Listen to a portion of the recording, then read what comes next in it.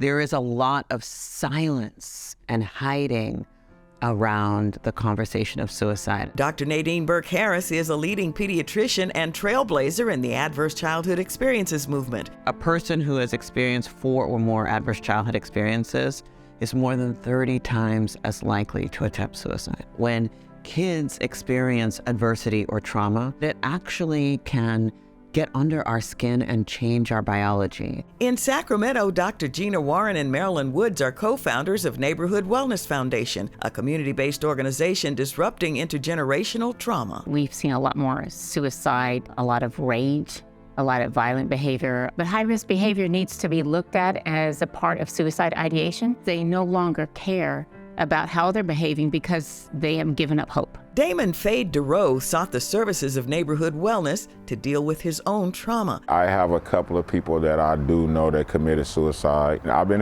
seriously hurt a few times. Even just you going out and starting a gunfight, that's suicidal tendencies. Those are things that you do. You know, you can lose your life for what you're doing and you do it anyway. When we talk about violence, when we talk about drug use, when we talk about reckless behavior, oftentimes what's underneath it is a lot of hurt. Within the Black male community, asking for help is sometimes the hardest step. We have to recognize so many of these cultural contexts that make it more difficult. There's perception of I don't want to be perceived as weak. I don't want to be perceived as crazy. It's a stigma that get put on you when you decide you want to be better because you don't want to be criticized. You don't want to be critiqued. You have to have courage to break it, and a lot of people don't have that courage. That's what motivates me now to do the work that we're doing with our community. Damon now works with NWF as a counselor and mentor. It hits me deep when I see kids having to live older than they are, like when you don't get to be a kid. We're building mental stability as well as economic stability. We want to make sure that people understand that there's an opportunity to heal and that's healthy,